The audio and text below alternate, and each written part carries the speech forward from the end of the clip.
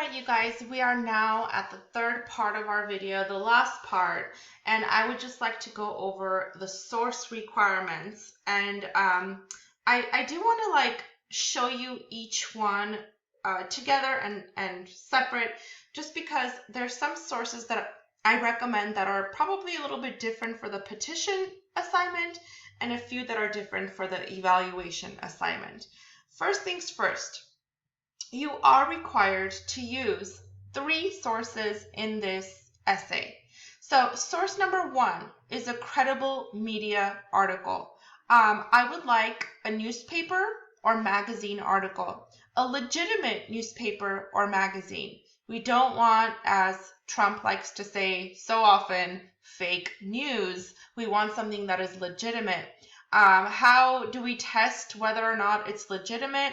You go to the copyright section, you go to the about section of these online magazines or newspapers, and you just check them. You make sure that they are from a legitimate source, that they have existed for a while. A lot of sources, they stand the test of time. That's how we know that they have gained enough credibility. If it's not a name that you recognize, then definitely check to see whether the source is actually authentic. It has to be a newspaper or magazine. We want something that's current, and it's easy to find these because of Google, especially if, let's say, the topic that you selected is something that's recent, like, the coronavirus or something.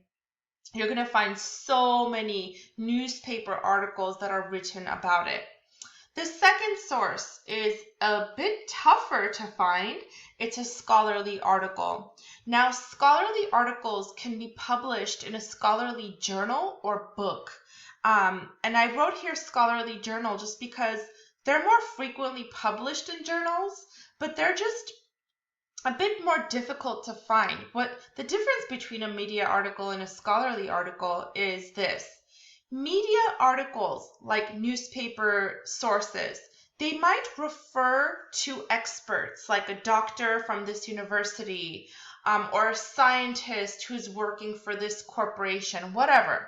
They might refer to experts and scholars, but the scholarly article is going to be directly from the scholar himself or herself. So that's what makes it so valuable. They're from the professionals in the field. They have done the actual studies. So if it's a sociology based topic, then you're going to find the actual sociologist who did a study, and these are the findings. And that's what makes scholarly articles so much more valuable than even media articles. So that's what the scholarly is for. And then the third one is going to be a source that you choose yourself. So I put credible media, so it could be another newspaper or magazine article. It could be another scholarly article if that's what you want. It could even be a multimedia article or source. So multimedia, in case you guys don't know, it includes a whole lot of other source types. So when you go to the Purdue OWL, there's other common sources, and most of these are considered multimedia, like interviews, like broadcasts, podcasts, speeches, oral presentations, even, pictures, visuals are considered multimedia. Songs, albums, films, movies, TV shows, the list goes on. If you guys would like to get a full list, again, I went to the Purdue OWL and I clicked on the MLA Works Cited Other Common Sources, just to give you an idea of what I mean by multimedia options. I want you guys to have enough freedom where you could explore any kind of source that you're genuinely interested in. It's not just going to be one specific type. You might be interested in, let's say, a visual or a film or a documentary, whatever. So here's the difference. When we go here to the petition argument, my recommendation is that your third source be an image. So the reason why I'm saying image, and we're actually going to have very soon, next week actually, I'm going to have a slideshow and some practice on visual rhetoric, because there's certain types of visuals that work better than others. So there's more to come that's on this. But what I wrote here for your third source, change.org recommends using a visual image. Now, you're going to see this when you're trying to publish your petition on change.org. They actually recommend images, because images get more signatures. So that's why maybe it's not a bad idea to include a third source that includes a visual. If you would like to do a visual and include another third source that's maybe like a written source, I don't mind at all. I think that's pretty great. Also, just to show you guys at the bottom here, your third source for the evaluation argument can honestly, again, be a visual if that's what you want. I don't want to like force you to use certain types of sources. That's why I put the third one as kind of like a freebie. You know, it could be whatever you want as long as it's credible. Please, remember this word right here, credible. I don't want some random website like xyz.com, xgq.org. Like, I don't know what these sources are. Don't make me look them up. You should know them. You should just check them for their credibility, for their authenticity. So those are the three source types. Now, here's what I recommend. I'm going to show you guys on our GCC page, we have our library homepage that we can visit. Now, GCC actually subscribes to so many different databases, and I think it's not a bad idea to use some of these. So let me just show you guys databases A through Z. Over here, these are the recommended databases. They're the popular ones. And I absolutely love ProQuest. I think ProQuest is kind of like a much more focused Google. That's how I call it. Let's say, I'm interested in a particular topic. Maybe it depends, whichever one you wanted to select. Like, let's say if you wanted to do the topic that I was talking about for the evaluation source, gender pronouns and university policy. Again, this is spur of the moment. I have no idea what I'm going to find. I just did a very quick search and I have 20,000 results. So what that tells me is maybe this search is too broad and I might want to just add more modifications to my search, and I could do that by clicking right here. But you could research, however long you want, but I just want to show you something. ProQuest has this option, awesome option. Let me just make this a little bit this way. Yeah. So ProQuest has this awesome option where you could filter out the type of sources you want. Now notice I could just click on more here and it gives me the full range of sources that they have. This is what ProQuest includes. Like, you could actually find a magazine source here. So let's say I'm like, yes, please include magazine sources. Yes, I would like to find a newspaper source. Yeah, sure, why not? Let's find some book sources. And oh my gosh, one of the options was scholarly journals, scholarly sources. Let me click on that and let me apply it.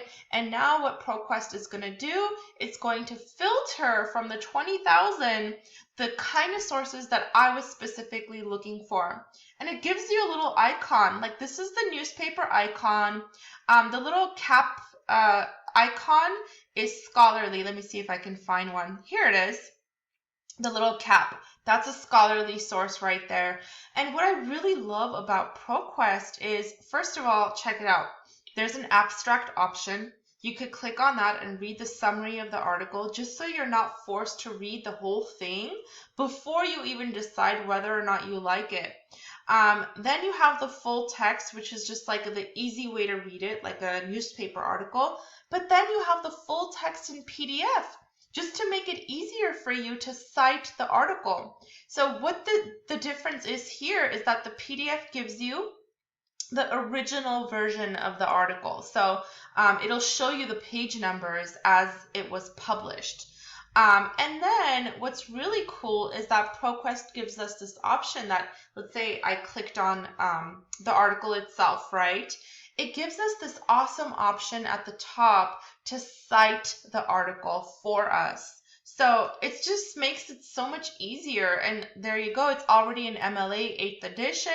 I'm just going to copy paste this in my Works Cited and I don't have to worry about it again. And that's why I mainly want you guys to use some of these databases, just because it cites it for you. And I don't know about you, but that's a headache I don't need. And I'm very appreciative of the fact that these databases cite the sources for us. So I did want to also show you a few other sources that I like. When you go to the J section, this database is called JSTOR, and everything that's published here is actually scholarly, and it's from scholarly journals and scholarly books. So again, you know, let's say, oh, Twitter and hate speech. I was actually researching this recently just because of another podcast I was listening to, but all right, fine. It's already there. Let's look for it. 294 results. And honestly, any one of these I can select, and all of them are good scholarly options. And again, look at this. Cite this item. There you go. Here's MLA. Copy, paste into my Works Cited page, and I do not have to worry about it again. And that's what's really awesome about these databases that our library subscribes to, because any one of them, I think all of them, they do have the citation options. I also like opposing viewpoints. You guys might want to look at that. But honestly, I think you'll see that if you just click on ProQuest, you will find volumes of sources. And if you want to go straight to scholarly, JSTOR is great too, especially for humanities-based subjects. They have tons. So that's what I mainly wanted to show you guys as far as the source requirements goes. Yes, I do want you to have the freedom to choose your sources. So that's why the third option is there. But I did want to make sure that the first two sources, the media article and the scholarly article, are legitimately authentic, that they are actual newspaper magazine articles and they are actually scholarly articles. One last thing I did want to show you guys before I wrap up this video is what our assignment portal will look like. So here's our assignment portal, which is not yet open. What I would like you guys to do is read the rubric. This is the criteria for the assignment. So if you notice, the rubric is a little bit lengthier than usual, and it's because I included both of the petition requirements and the evaluation requirements. So please make sure to read each criteria very carefully. Like for the context, I have here for the petition, and then I have here for both, and I have for the evaluation. So it's a more complicated rubric that I would like you guys to read and to just be familiar with. If you guys have any questions, of course, feel free to ask. I hope this assignment is interesting for you. I know it's really interesting for me. I think when this assignment is done successfully, it's such a good read. But other than that, it allows us to practice persuasive writing, which we really need. It asks us to really implement the critical thinking strategies, logos, pathos, ethos, and it also asks us to be very conscientious of logical fallacies, which we are trying to avoid. So please feel free to ask me any questions at all, and have fun writing this.